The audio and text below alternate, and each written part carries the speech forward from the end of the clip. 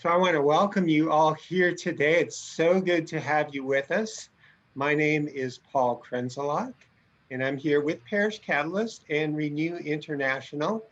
And if you're here today just learning about Parish Catalyst for the first time, or if you've heard about it some and you have questions, you're thinking about participating in one of our processes, this webinar is specifically for you. So again, welcome. And I'm going to have a conversation with John Poitevent, who is our director of Parish Catalyst.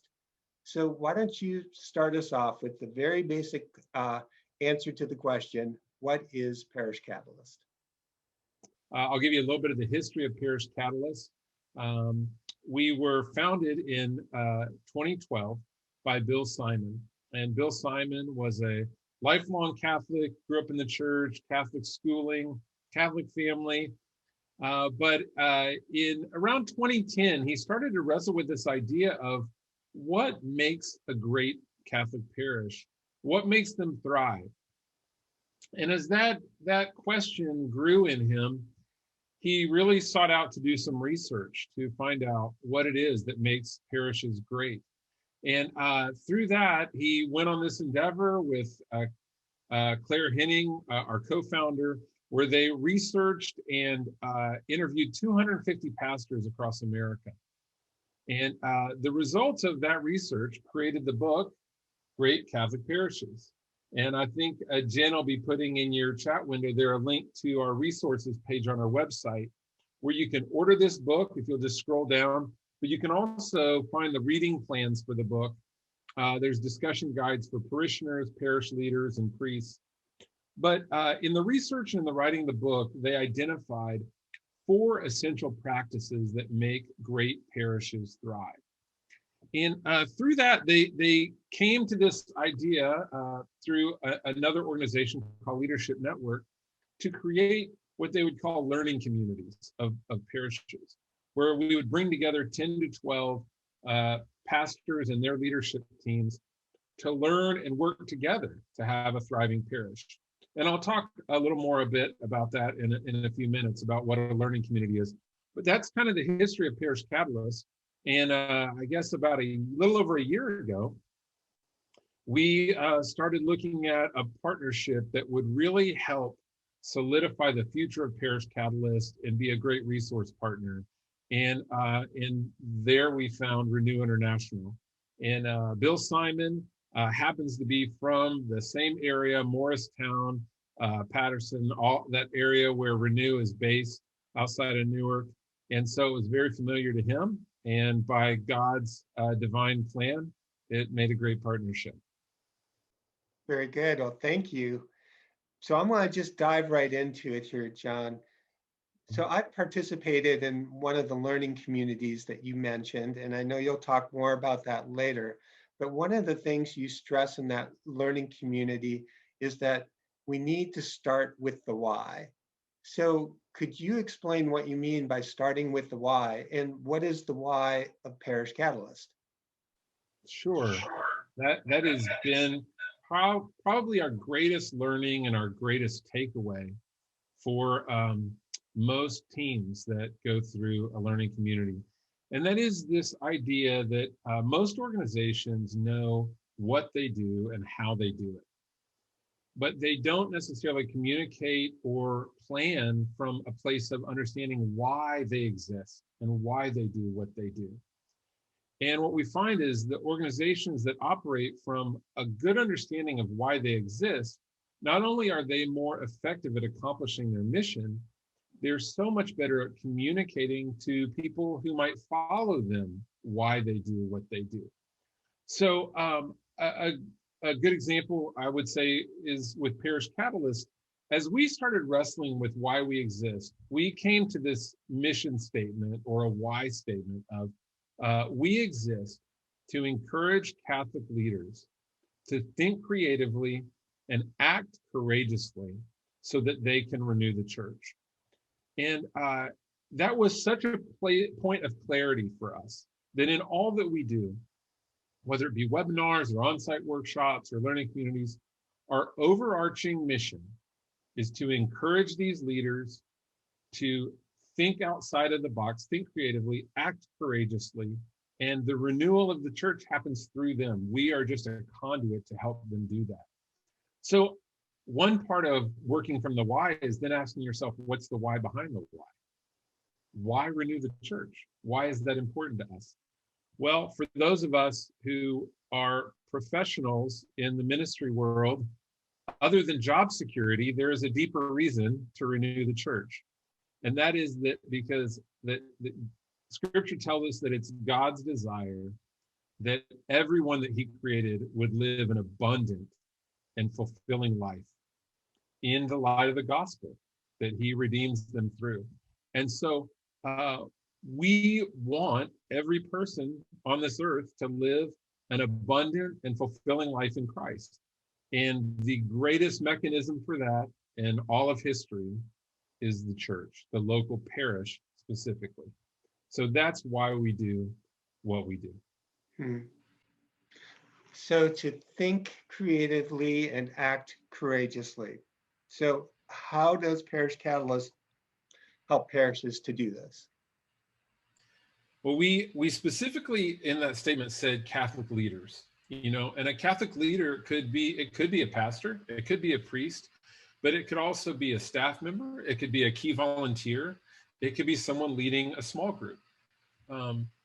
But we do it primarily in three ways. The first is through webinars that like we're doing right now. We've done 26 webinars so far. They're available for free on our website. There should be a link there for you to access those.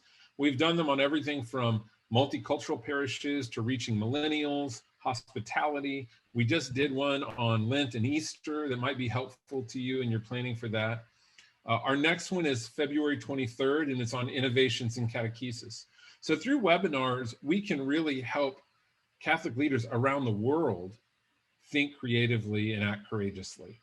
So that's our biggest, most accessible way that we do that. The second is through what we call on-site workshops. And that's where we connect directly with a parish. So if your parish wants to become great in small groups or in hospitality, or improve your staff health and harmony.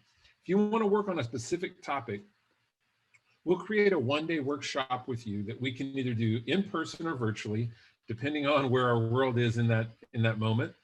But everything, growing volunteers, reaching millennials and young families. If you have a specific thing you would like help with, we can create that experience for your parish and guide you through it. One other one that we did is we did a succession weekend with a parish that had a pastor retiring and a new pastor coming in, and we created a custom weekend for that parish to help introduce the new pastor to the parish council, to the parishioners, to the key leaders, but also to help those two priests together cast a vision for the future of the parish. So those on-site workshops are very customizable to whatever the needs of your parish might be. The main offering we have that we've mentioned a couple times already is our learning communities.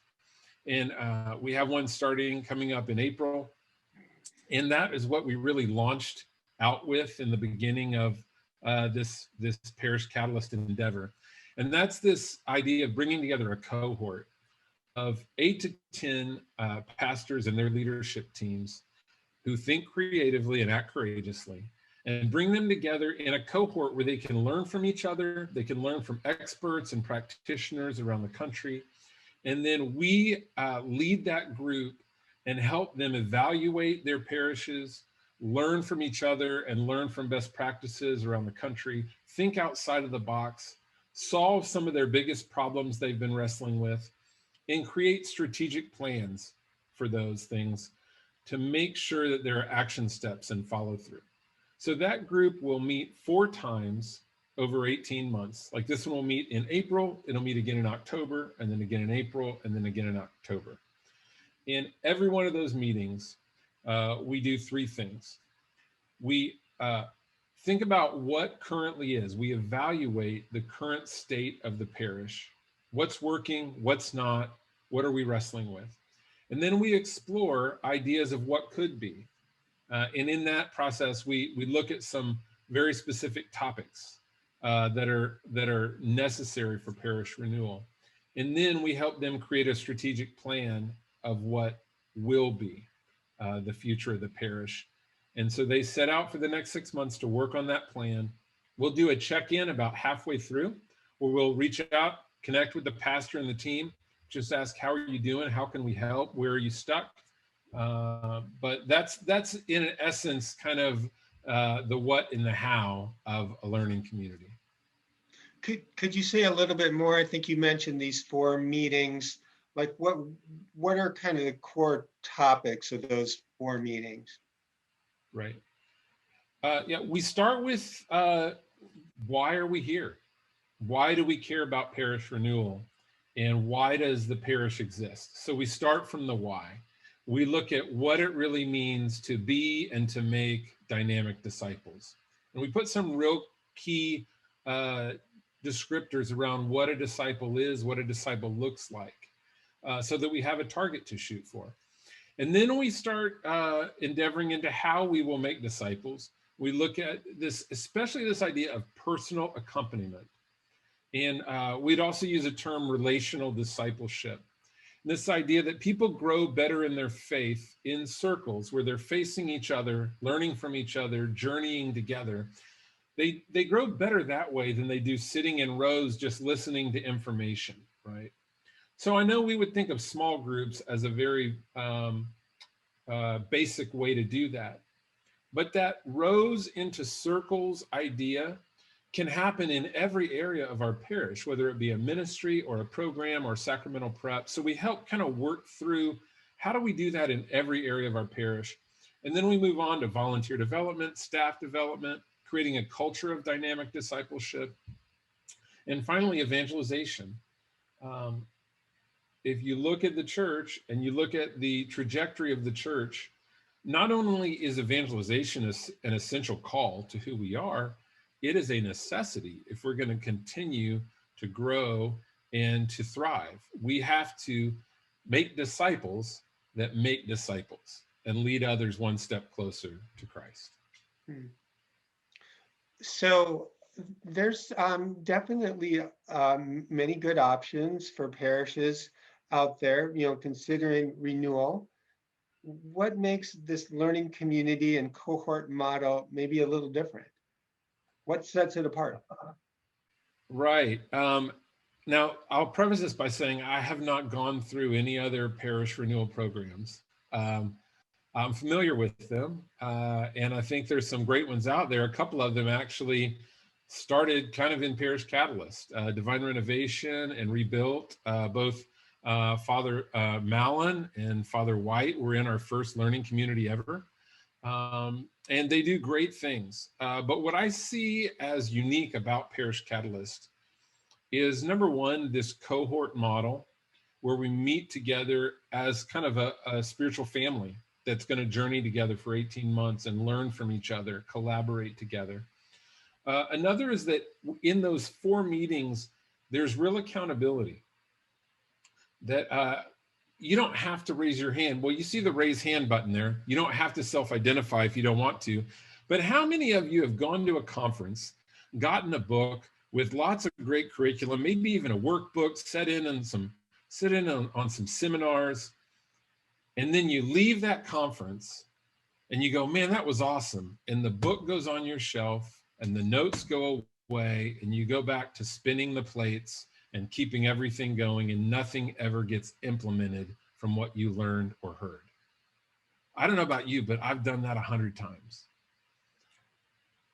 In a learning community, the accountability factor of the check-ins, the strategic plan, we're going to meet again in 6 months. We're going to have to present to 8 other parishes what we did and what we were afraid to do, what worked, what didn't work. That is huge in getting change to happen. And I would say another differentiating factor is that while we are very specific about the fact that we are called to make disciples, and here's what a disciple looks like, and here's how we've found discipleship to work best in a parish context, we are not prescriptive in how you do that. We don't have a step-by-step plan on exactly what you have to do that is a part of our system in order to complete our process.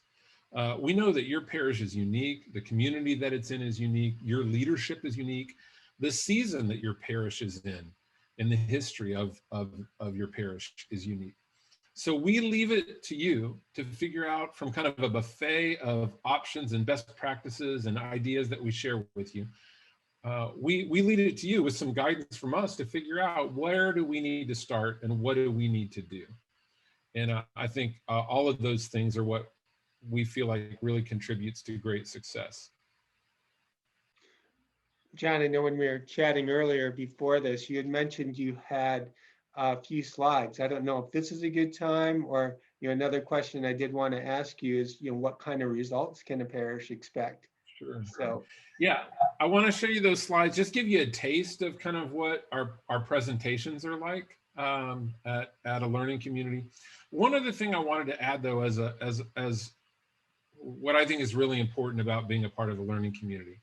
There's that old adage of give someone a fish and they'll eat for a day, teach them to fish, they'll eat for a lifetime.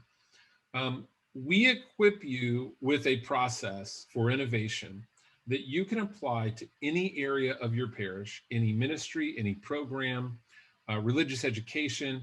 This is transferable to any area of your parish, and you can use it again and again and again to evaluate, to explore, and to create a plan.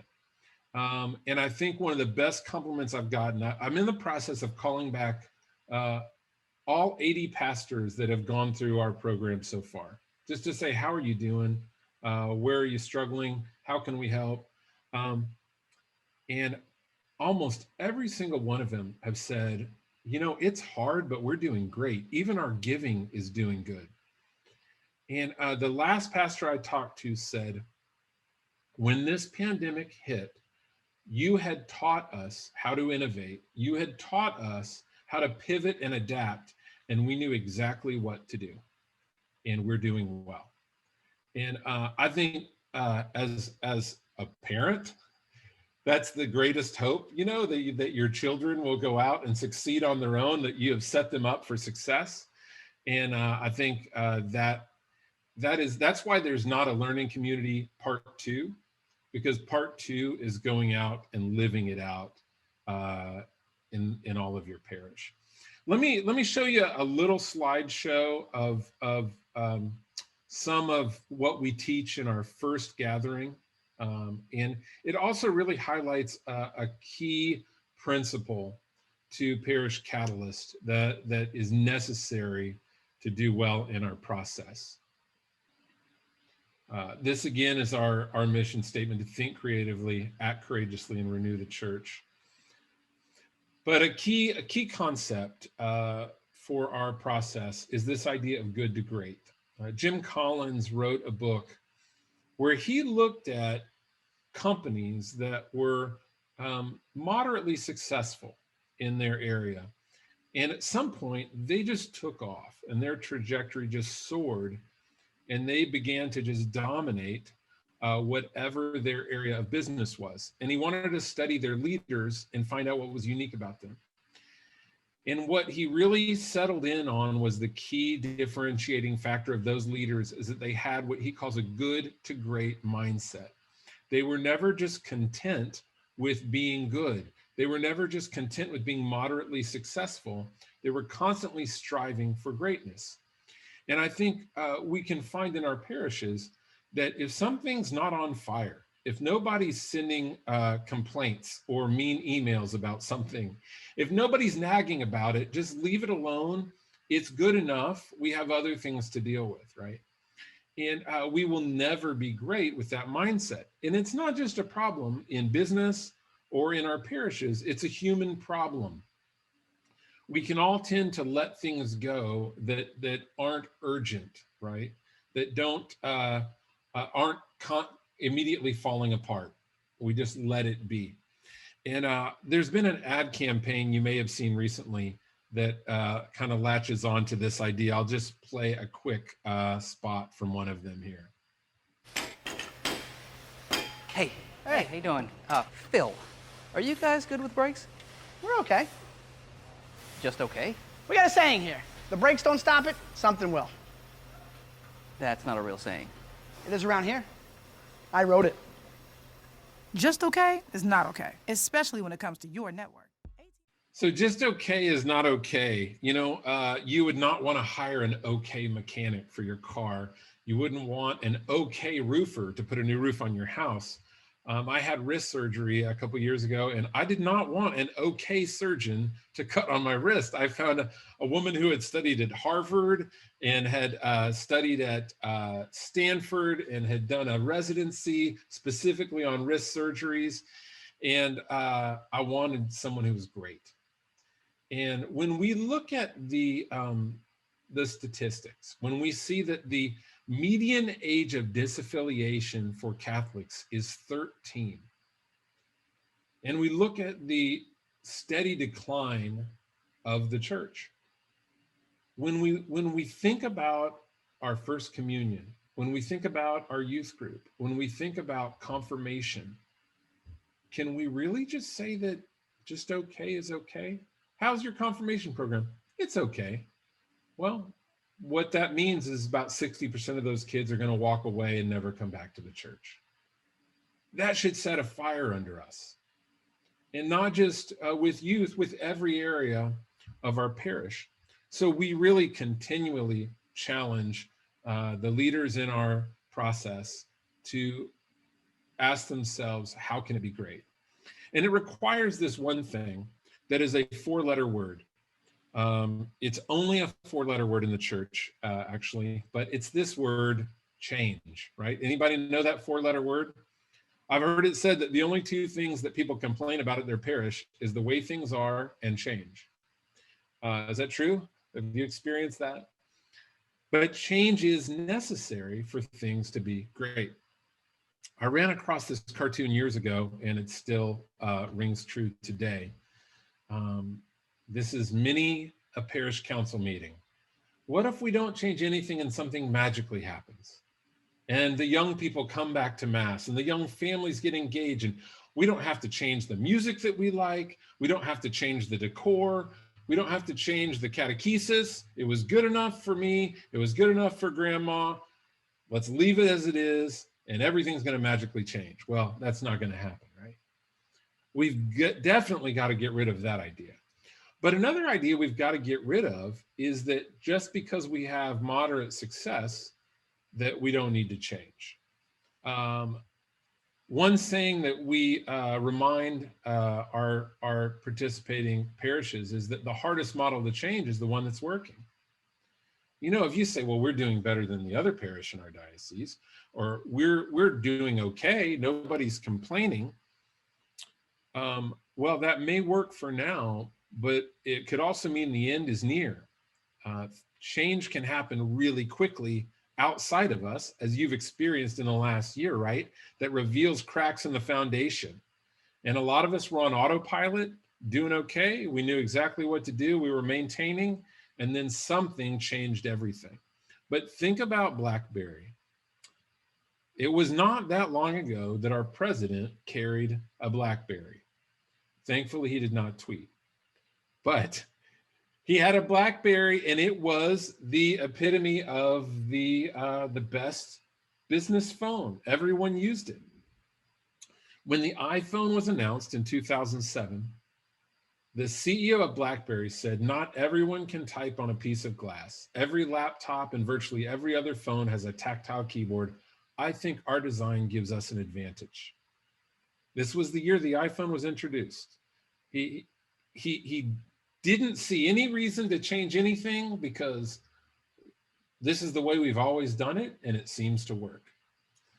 Do you know that in 4 years, their quarterly growth was in negative double digits within 4 years of this announcement? So this idea that it's worked so far, we're not going to change anything until the wheels fall off, is a recipe for disaster. Now, I want to, as we talk about change, I know that some of you might be getting triggered out there, that word change puts fear in you of what we're talking about changing. We're not talking about changing anything that is sacred to the church. We're not talking about changing anything that is holy. We're not talking about changing dogma. We're simply talking about changing things that are no longer helpful in making disciples. And so I love this quote from Gustav Mahler, or Mahler, depending on your pronunciation. He said, "Tradition is not to preserve the ashes, but to pass on a fire." And when we talk about change in tradition, we're talking about little t tradition that we change. But if we have traditions that we've always done this way that are no longer a fire and they no longer pass on a fire to the next generation, we need to ask ourselves, how could this be better and how could it be more effective at accomplishing our mission? And I love this quote, lastly, from Pope Francis, where he says, "Pastoral ministry in a missionary key seeks to abandon the complacent attitude that says we've always done it this way. I invite everyone to be bold and creative in this task of rethinking the goals and structures, style, and methods of evangelization in their respective communities." This is the essence of Parish Catalyst. Who would have ever thought the Vatican would tell us, you can't say we've always done it this way anymore, right? And it really requires this idea of a creative leader and a creative team that's willing to take some chances and try some new things in order to move from good to great. So that is just a very short idea of what you experience, especially in our first meeting of learning communities, but also an essential mindset to be successful in our process. So I want to pause here for a moment and just remind people that if you have any questions, you can answer those. I see one, which we'll get to you in just a moment here. But I want to ask you a couple more questions, John. I'm just kind of curious then, what kind of results can a parish expect? So just as the investors will tell you, results may vary, and past performance is not necessarily an indication of future performance. But what we have found when creative and courageous leaders lean into our process, we have found there's always a result of transformation and growth. But what I can say is that we did some research over the last 6 years of the parishes that have gone through our process. That report is on our website. It's called Ideas to Impact. If you'll go to our website under research, you'll find a PDF of the Ideas to Impact report. 93% report an increase in evangelization initiatives. 91% see growth in discipleship development. 91% reported growth in lay leadership development. 90% have made improvements in technology and communications. 86% report an increase in parishioner awareness of the parish mission. And 82% have reported improved staff harmony and effectiveness. When we went out to collect that data, we identified what were the key concerns of pastors when they started Parish Catalyst, and how well were those concerns addressed. And consistently, we found 80 to 90+% made progress in the areas of their biggest concerns. So if parishes are wondering, are we right for this? Are we not? Who should join a learning community? What makes for a good parish joining, a good candidate? The success of a parish and a learning community has nothing to do with your size or your resources. I'm just wrapping up a learning community of 10 under-resourced parishes in LA County. And these are some of the most creative and courageous leaders I've ever worked with. They're fantastic. Many of them don't have any staff at all, and they brought their volunteers. The key thing is, if you have creative and courageous leadership, if you are willing to have a good to great mindset, if you're willing to be honest about the weaknesses and the challenges and the needs of your parish, if you're willing to embrace change and new ideas, And if you long to see your parish filled with dynamic disciples in every area of ministry, then our learning community is a great fit for you. I will say, if you're wondering who it's not a great fit for, it's not a great fit for leaders who think they're there for everyone else to learn from them. It's not a great fit for leaders who are unwilling to take risks. It's not a great fit for leaders who are not teachable or don't think they have much to learn. Those leaders can go and create the future on their own, I guess. But if you want to learn, if you want to work with others, if you really want to have a great parish, no matter what your size, number of staff, or resources, you'd be a good fit for a learning community. Great, thank you. And I want to give you a couple of questions that have come in. One question is, I'm a lay leader in a parish in the midst of a merger. We are also facing the loss of our newly appointed priest administrator. Have you worked with parishes in a similar position? Yes, we have actually in the last learning community. And this is such a common scenario now, right? Of parishes being in the midst of a merger. Because our process is so open, each time you come, you determine what your goals and action steps will be on your strategic plan. So you can customize your strategic plan to the things that you are wrestling with right now. So for the parish that I'm thinking of that just went through, unifying the mission and vision of the 3 parishes they were merging was primary on their strategic plan when they first started.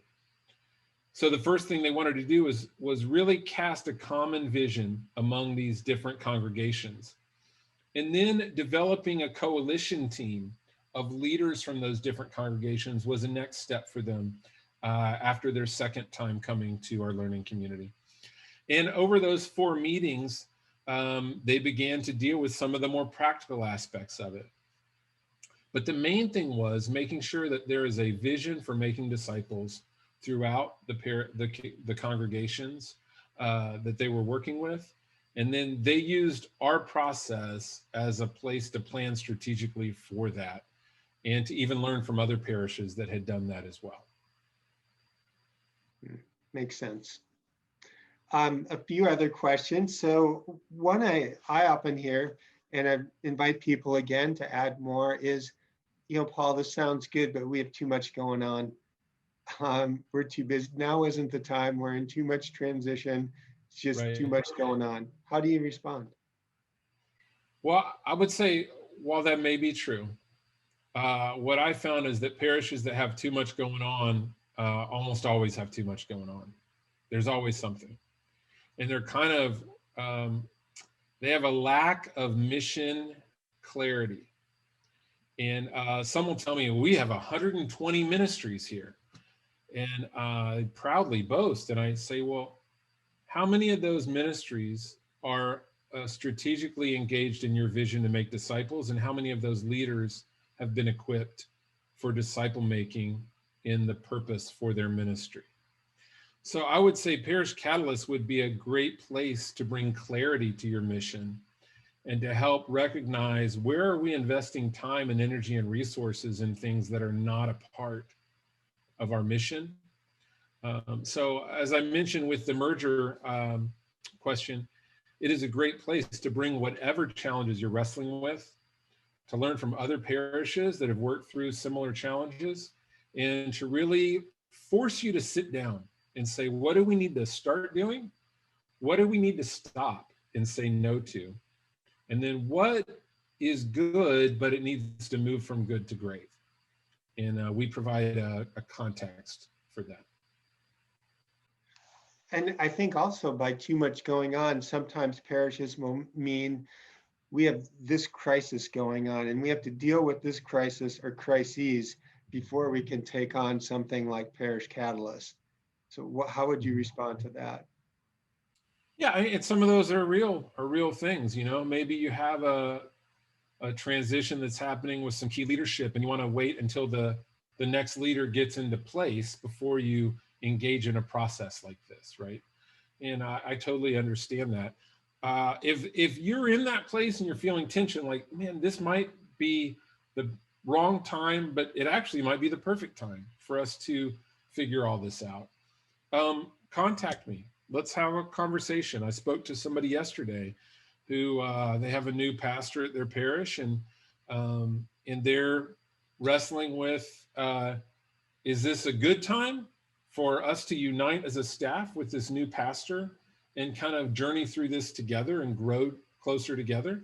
Or should we wait and let it solidify a little bit before we do that? And, that's something you have to discern. I'm happy to help answer any questions that you have in that process. Okay.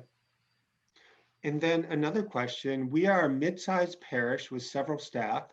Who's actually engaged in the learning community? Staff, I'm sure, but who else? How can it involve lay leadership? Great question. And something we haven't mentioned is our next learning community in April is a virtual learning community. So all 4 meetings will be virtual. The benefit of that is you can involve a lot more staff and key volunteers than you would if you all had to fly somewhere for 3 days, which is what happens when we do it in person.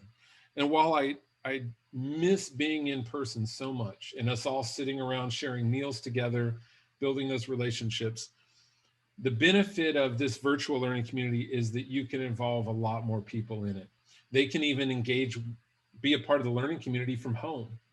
And we'll put you in virtual breakout rooms as a parish team where you can discuss and plan together like that.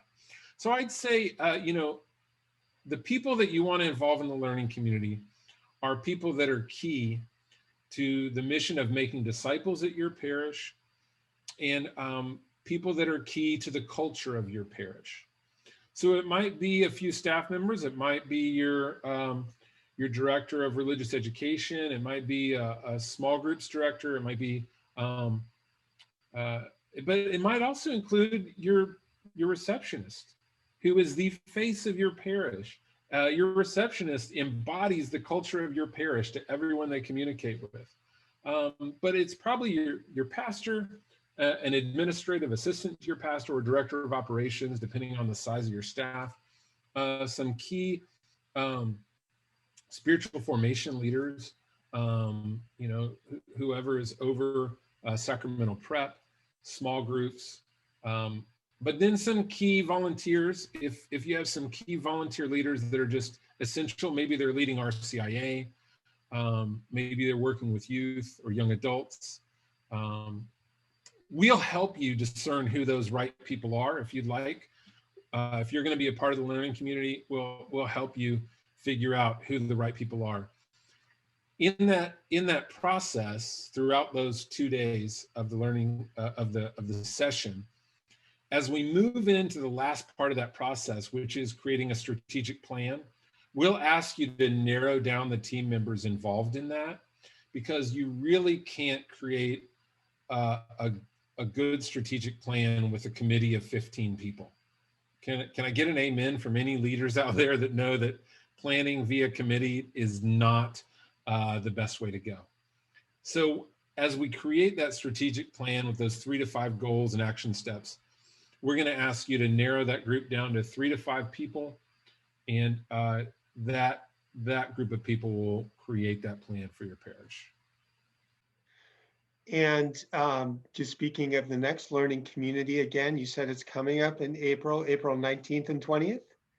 And I noticed that Jen put up a link for a virtual learning community's interest form. So they should just fill that out and you can follow up with them, correct? Absolutely. And if it's something you're curious about or interested in, contact us sooner rather than later. There is a limit to how many parishes can be involved, but would love to answer any questions you have, to help answer any questions that your parish council or your team might have, and just to help you figure out if it's the best fit for you. We only want people in this who it's a great fit for and it's the right timing for, and but we're happy to help you sort that out. And the communities meet these cohorts every approximately 6 months, correct? Yes, with the check-in in between. Okay. And another question, how do you involve a pastoral counsel in the planning, especially when that is their role as pastoral counsel? Right. Every pastoral council is different, right? Some are just a group that meets occasionally to counsel or advise the pastor. Some are more active in the ministry of the parish, right? Some are more active in the planning. So it really depends on the pastoral council at your parish.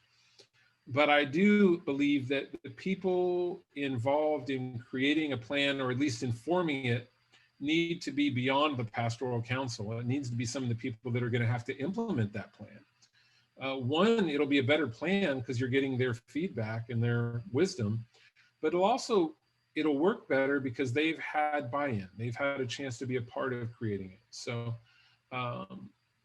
it is not enjoyable to have a plan come down to you from people that don't work in your area, don't understand the challenges of it, and don't have to implement it.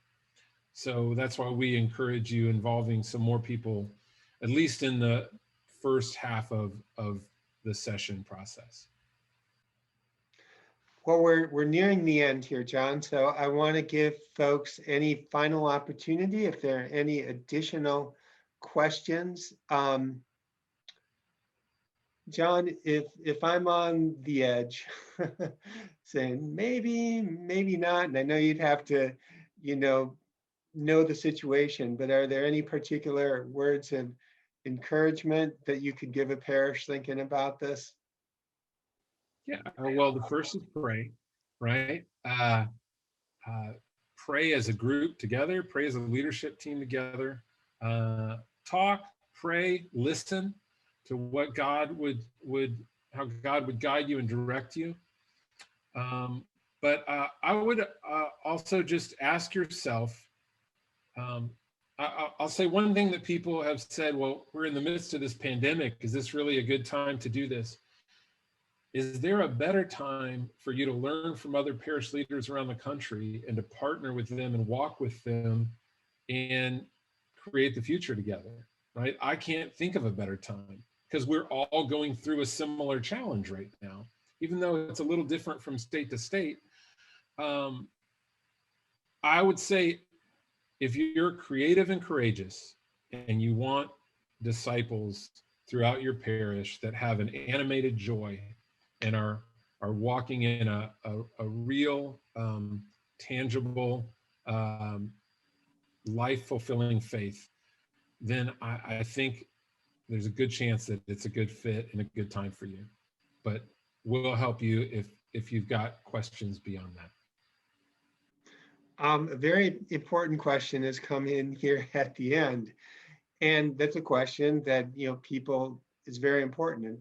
Is what is the cost, especially as parishes are strapped? So, share what the cost is and why Parish Catalyst and the learning communities are of value. Sure. The cost for the entire 18-month process is $4,000. It's $4,000 if you pay everything up front. It's $5,000 if you want to split that over the time period into 2 payments.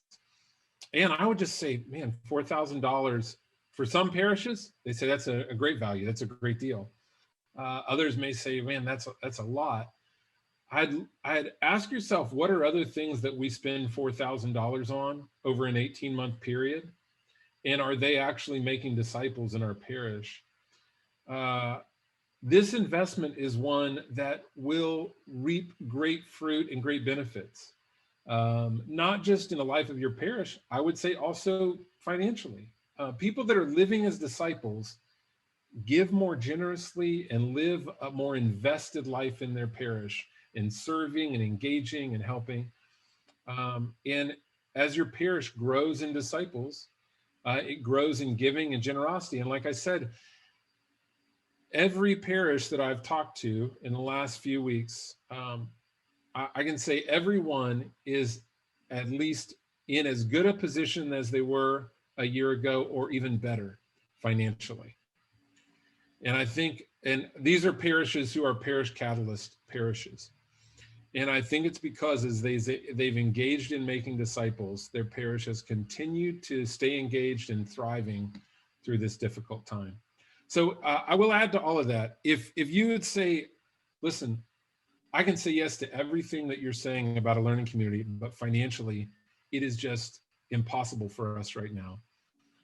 Talk to us and let's see what we can do to help. Let's see where we might be able to find some sort of scholarship or somebody that could help you. Because if you have a heart that's willing and a desire to engage in something like this, we want to do whatever we can to help you get there. What strikes me too about cost, and you've really alluded to this, is not only is it just what you get out of the 18 months, but that you can keep on applying what you've learned over and over and over, the process and the strategic way of thinking to anything, and those relationships that you build with leaders from throughout the country continue on and remain a really rich source as parishes continue. Yeah, it's an ongoing investment. It's not just a one-time thing. And as you said, the relationships that you build with the parish leaders during your learning community, you will continue many, many years to come to lean on each other, encourage each other, and walk together in the journey. Well, it was fun talking. And thank you everybody for being with us here today.